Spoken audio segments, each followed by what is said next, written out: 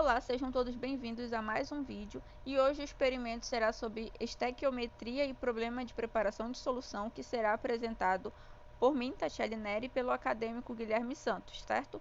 Somos os acadêmicos da Universidade do Estado do Amapá, do curso de Licenciatura em Química da turma de 2019.2, cujo grupo é composto pelos acadêmicos Alice Trindade e Darleson Prata, que foram eles que apresentaram o experimento, tá?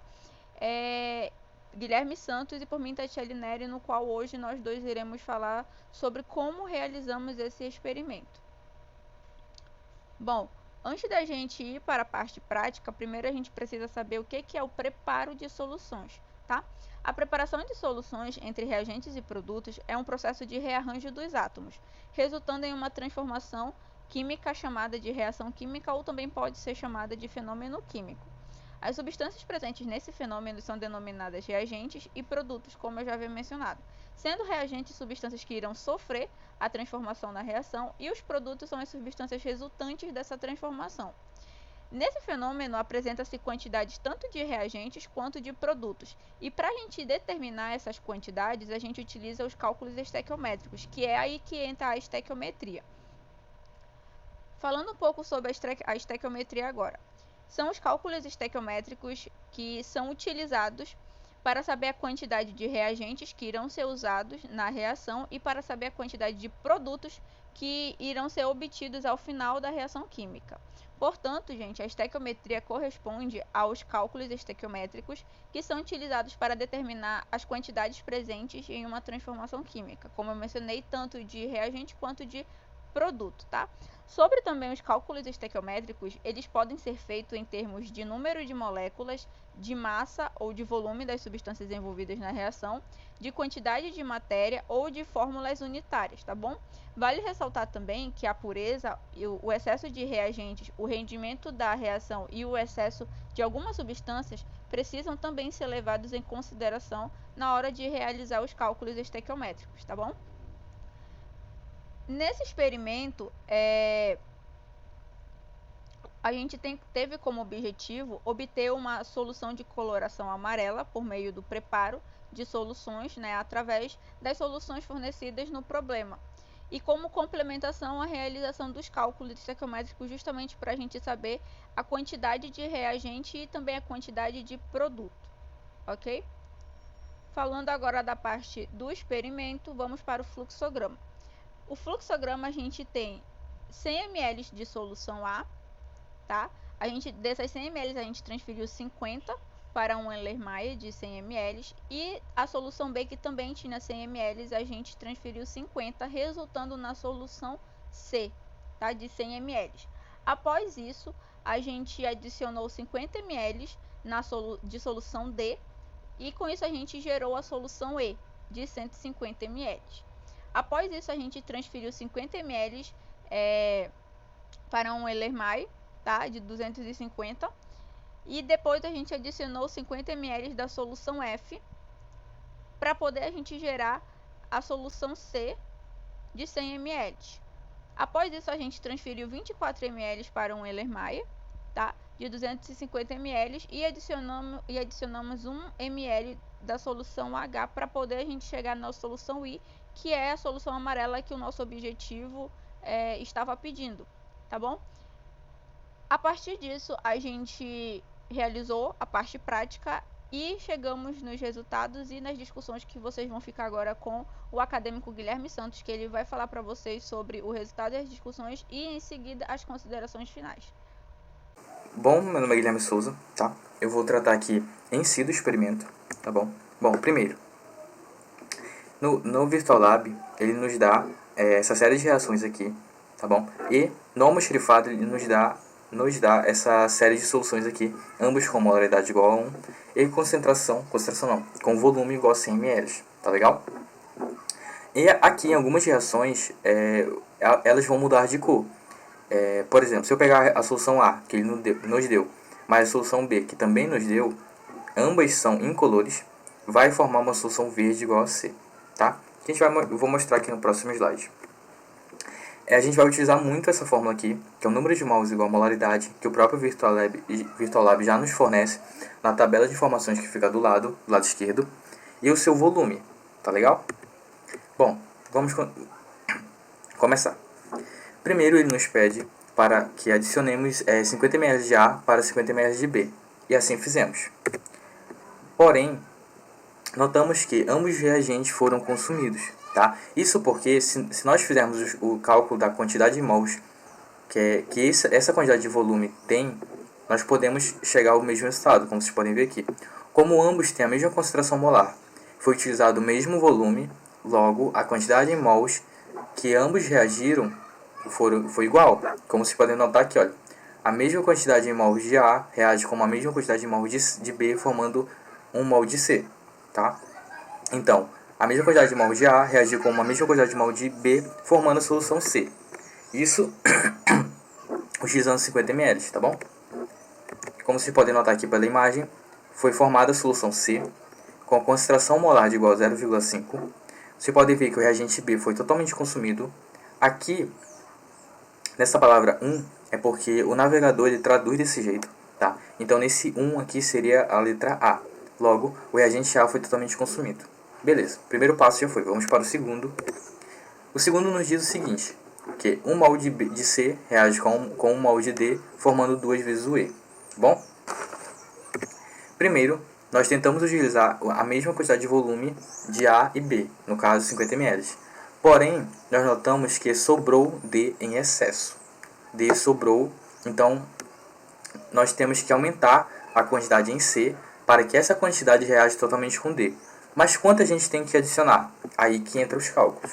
Bom, supondo que a gente tenha colocado aqui 50 ml de C com uma molaridade igual a 0,5, logo a quantidade de mol de C que eu adicionei foi 0,025. A quantidade de mol de D que eu utilizei. Como tem a concentração molar de D é 1 e o seu volume também foi 50 ml, aqui está convertido, tá? Por isso está nessa base 10 elevado a menos 3. Logo, a quantidade de mols que eu utilizei foi 0,05. Aí eu já posso notar que a quantidade de mols de C é 2 vezes menor do que a quantidade de mols de D, certo? Porque aqui está 0,05 e aqui está 0,025, tá bom? E o que eu tenho que fazer então? Eu tenho que aumentar a quantidade de mols de C para que se iguale a D, para que ambos reajam totalmente, como diz aqui na minha equação. E como eu faço isso? Eu aumento o quantitativo de volume, tá bom? Ao invés de eu usar 100, ao invés de usar 50, eu uso o dobro de 50, que no caso vai ser 100. Aí sim, eu chego no meu resultado desejado. Como vocês podem ver, número de mols de C, que é igual a 0,5 vezes 0,1 litro, que no caso aqui é 100 ml, já convertido, vai me dar 0,05. Como vocês podem ver, ambos são iguais, ambos vão reagir totalmente e vão formar a solução E, 2 mol de E, tá? Como vocês podem ver aqui na imagem, formou uma solução E com volume igual a 150, até porque eu adicionei 100 ml de C e 50 de D, com molaridade igual a 0,666, tá bom? E vocês podem notar também que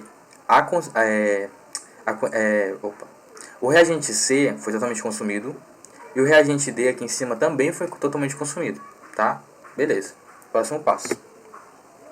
Agora eu tenho que 2 mol de E vão reagir com 3 mol de F para formar G.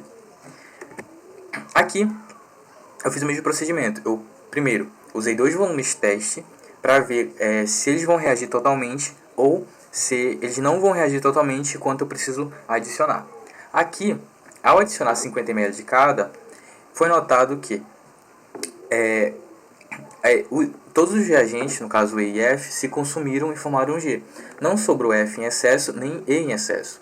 O que nos prova que aqui, nessa solução de 50 ml de E, eu vou ter uma mesma quantidade de mols de F, tá? Ou seja, se eu tenho aqui 50 ml de E, tá? Esse mesmo quantitativo de E vai ter que seguir essa proporção aqui, olha, 2 mol de E para 3 mol de F, tá? O mesmo serve para F, tá bom? Isso porque quando eu adicionei 50 ml de cada, ambos se consumiram totalmente, beleza? Aí eu vou explicar, aí vem os cálculos, né, para explicar o porquê disso.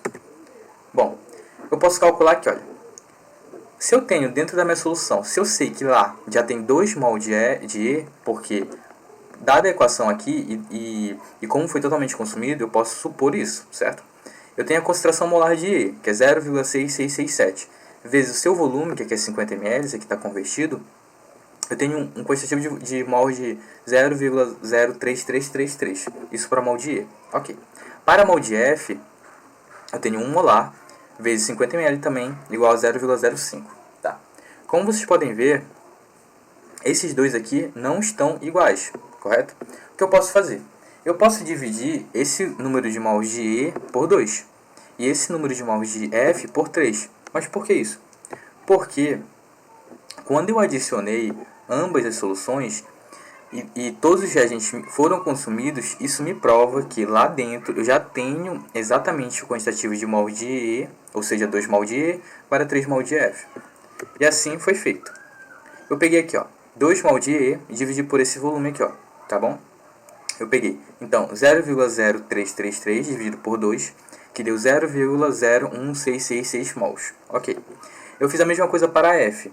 Eu peguei 0,05 e dividi por 3, já que aqui, né, dado o experimento, já me diz que ali já tem 3 mols de F. Então, eu dividi esse volume, essa quantidade de mols. Pude notar que ambos os resultados aqui são iguais, logo, me diz que a reação, sim, está acontecendo, eles estão, de certo modo, balanceados aí, tá bom? Logo, eu vou ter 3 mols de F, que vai me dar esse valor aqui, para 2 mols de E, tá bom? Se eu dividir, por exemplo, o E por 2, eu vou ficar só com o expoente aqui, só com o coeficiente 1. Se eu dividir o F por 3, eu vou ficar com o coeficiente 1 aqui também, certo? E olhando aqui a imagem do experimento, tá? Adicionando 50 ml de ambos, eu pude notar que o G foi formado com concentração igual a 0,16667. O reagente F foi totalmente consumido, por isso fizemos isso aqui, para comprovar que ele realmente foi consumido e por que disso. O reagente E foi totalmente consumido também, como vocês podem ver aqui, e portanto chegamos a G. Agora vamos para o último. Aqui já me diz o seguinte, que 4 mols de G reage com um mol de H para formar um mol de I. Ok. Aqui, como nos outros experimentos, eu utilizei 2 volumes testes, ambos iguais, para ver se ambas as soluções, se ambos os reagentes vão ser consumidos totalmente ou se vai sobrar alguém em excesso. Tá? E por que eu utilizei 1 ml? Para não trabalhar com volumes muito grandes. Apesar do VirtualLab ter vidrarias grandes, eu achei trabalhoso trabalhar com volumes grandes, por isso eu utilizei 1 ml. Bom, quando eu adicionei 1 ml de G com essa molaridade aqui e 1 ml de H, eu notei o seguinte: formou o meu produto I, como vocês podem ver aqui, a solução I é amarela, porém o meu reagente H ficou em excesso, como vocês podem notar aqui, o reagente G foi totalmente consumido, mas o reagente H ficou em excesso. Então, o que eu já imagino? Que eu preciso aumentar a quantidade de G para terminar de reagir com essa quantidade de H, correto? E como eu posso fazer isso? Bom, primeiro, eu posso calcular a quantidade de H que eu adicionei. Aqui, olha, a quantidade de mols de H que eu adicionei igual a 1 molar, que é só a concentração molar, vezes o seu volume aqui, convertido de ml. Logo, me dá 1 vezes 10 a menos 3 mols de H adicionado. Porém, pelos dados do VirtualLab, eu sei que nem todo H foi consumido. Logo, sobrou H na solução, que é justamente o que ele está me mostrando aqui. Então, eu posso calcular a quantidade de mols de H que está ali na solução, usando essa concentração molar aqui de H, que ele me deu, que é 0,479167 molar, vezes o seu volume, que aqui é 2 ml, como vocês podem ver. Aqui também convertido, eu chego a um resultado de 9,58334 vezes 10 a menos 4 mols.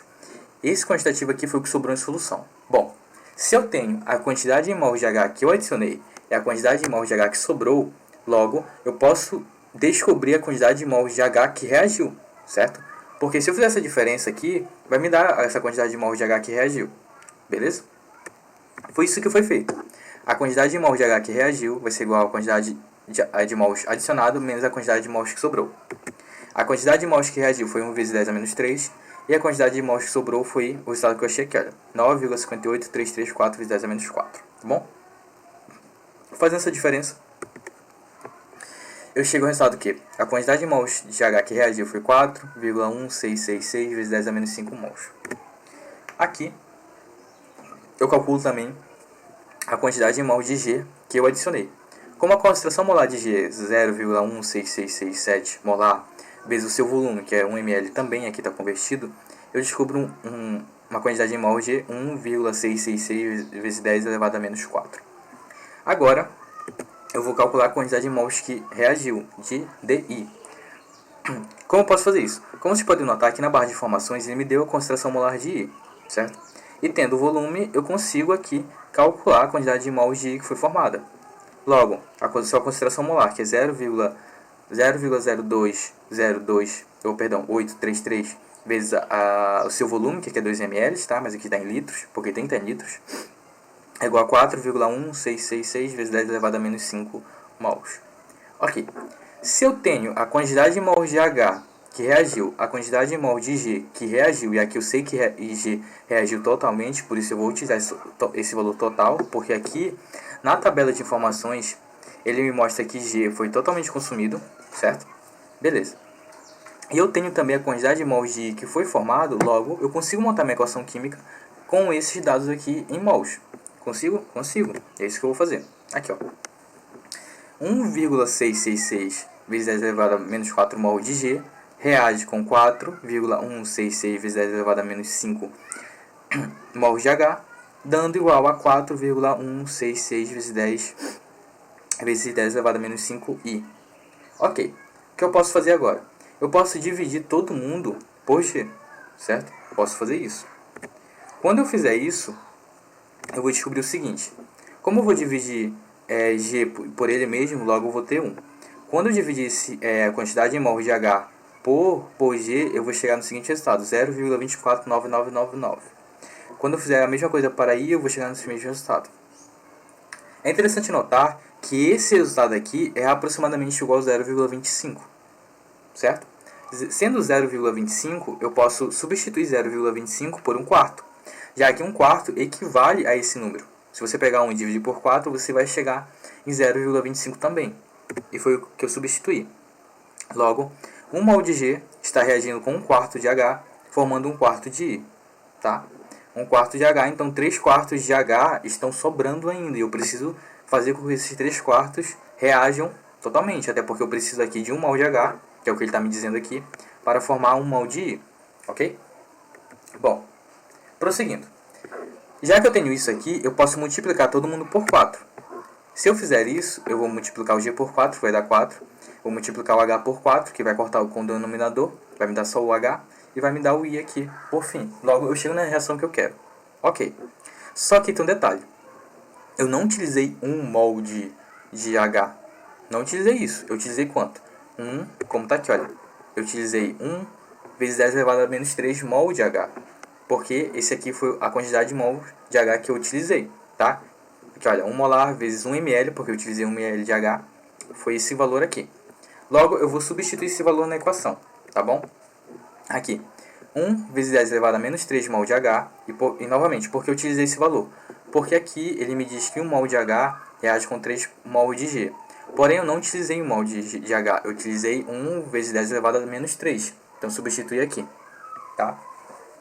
Outro detalhe, como o G é 4 vezes maior que H, então vai ser 4 vezes esse valor aqui, que vai me dar 4 vezes 10 elevado a menos 3G, me dando 1 vezes 10 elevado a menos 3I, tá bom? Porque o I aqui, ó, tem o mesmo coeficiente estequiométrico do H, tá? E ambos precisam estar em mesma base, tá bom? Com o mesmo expoente, tá legal? Ok, beleza. Tá.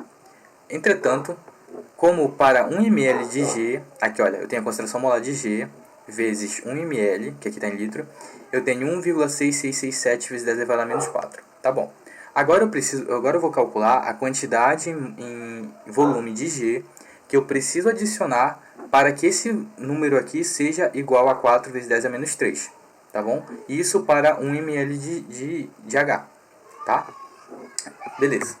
Então eu tenho o seguinte, que 1 ml de H, de G, perdão, tem 1,6667 vezes 10 elevado a menos 4 mols, tá? Porém, eu preciso que esse valor aqui seja igual a 4 vezes 10 elevado a menos 3. Porém, eu não sei quantos ml isso vai me levar. Isso vai levar, então eu vou fazer uma regrinha de 3 aqui. x ml, que é o valor que eu quero, vai ser igual a 4 vezes 10 elevado a menos 3 mol, tá bom? Que é o valor que eu preciso aqui em quantidade de mols, que é justamente para balancear a equação e reagir com todo o H, tá? Vezes 1 ml, dividido por 1 vezes 0,4667 vezes 10 a menos 4 mols. Bom, esse mol aqui de cima vai morrer com esse mol de baixo e vai sobrar só o ml, que é a unidade de volume, tá? Fazendo essa divisão aqui, eu chego no valor aproximado de 24 ml. Porém, como eu já tinha adicionado 1 ml de G, esse aqui é a quantidade de ml de G, tá? Que eu vou adicionar, para poder reagir com 1 ml de H, tá bom? Porque em 1 ml de H eu já tenho aqui 1 vezes 10 elevado a menos 3. Logo, eu preciso que, quando eu adicionar 24 ml de H, de G, eu vou ter aproximadamente 4 vezes 10 elevado a menos 3, e esse valor vai reagir totalmente com o H, tá bom?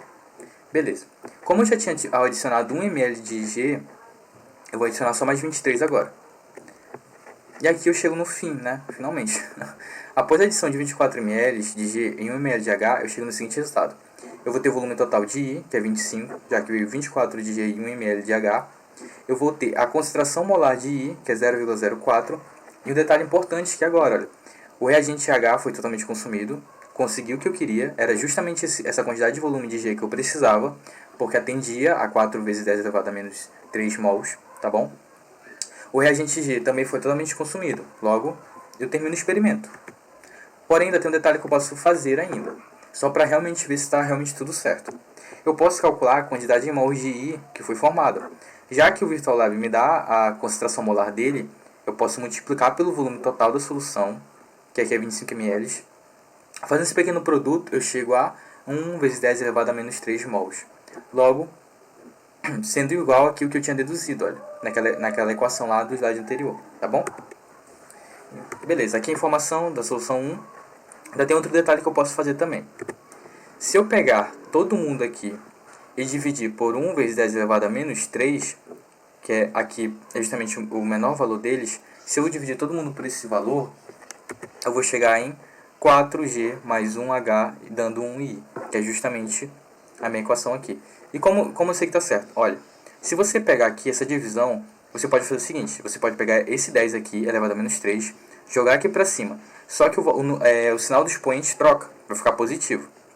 Como você vai ter aqui 10 elevado a menos 3 vezes, porque vai multiplicando, tá? 10 elevado a mais 3, como eles estão em mesma base, o que acontece? Mesma base, repete a base, somos expoentes. Porém, quando você somar esses expoentes, vai dar 0. Logo, vai dar 10 elevado a 0, que vai dar 1. Portanto, vai ficar 4 dividido para 1, que vai dar 4. E analogamente serve para os dois aqui, tá bom? E no fim eu chego finalmente no fim do meu experimento, né? Concluímos que a estequiometria é fundamental para a ocorrência de reações a partir de misturas. Como nós podemos ver, também é importante na questão industrial ou, digamos assim, você precisa de uma certa quantidade de mols de uma solução, ou você precisa de um certo quantitativo de volume de solução. Por exemplo, o que eu quero dizer? Imagine o seguinte. Imagine que você, como a gente fez aqui, imagine que você é um químico que está trabalhando numa indústria. Você tem uma seguinte tarefa, você tem uma tarefa de formar uma solução I, porém essa solução I tem que ter essa concentração aqui, porque essa concentração vai ser importante para, por exemplo, combate bactericida, né? Porém, como a gente fez aqui, se você adicionar apenas 1 ml de um e 1 ml de outro, você vai formar seu produto. Como nós podemos ver, você vai formar seu produto. Porém, dentro daquele produto, ainda vai ter o reagente H, que vai estar dissolvido lá, vai estar diluído, certo? E você não vai ter o seu reagente I na concentração que você deseja. Como vocês puderam ver, a concentração dele era diferente, porque tinha pouco produto formado. Logo, o seu produto aqui, o produto, por exemplo, bactericida, não vai ser tão eficiente assim, porque não tem a concentração desejada para tal feito, certo? E como você pode burlar isso, né? Como você pode pedir que isso ocorra? Do mesmo modo que nós fizemos aqui. Você pode trabalhar a questão estequiométrica, calcular a quantidade de mol de 1 que você precisa adicionar para poder chegar no seu produto desejado, que é justamente o que a gente fez aqui, né? A gente já tinha o produto I, né? Porém, a gente não tinha ele na concentração desejada e a gente ainda tinha o H dissolvido aqui no meio, certo? Diluído aqui. Isso poderia dificultar a ação bactericida, por exemplo, né? Enfim, terminando aqui. Ó, Os cálculos estequiométricos foram fundamentais para solucionar as contrariedades desproporcionais que os reagentes e produtos apresentavam, que é justamente o que a gente fez. Os reagentes e produtos, a gente não poderia reagir eles em volumes iguais, justamente porque um dos reagentes sobraria ainda, ficaria em excesso, e o seu produto não seria formado totalmente, tá bom? De acordo com os resultados obtidos, cumpriu-se com sucesso o objetivo desse experimento.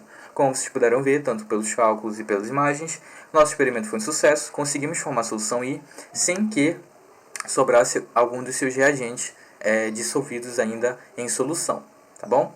Então é isso, obrigado e até a próxima.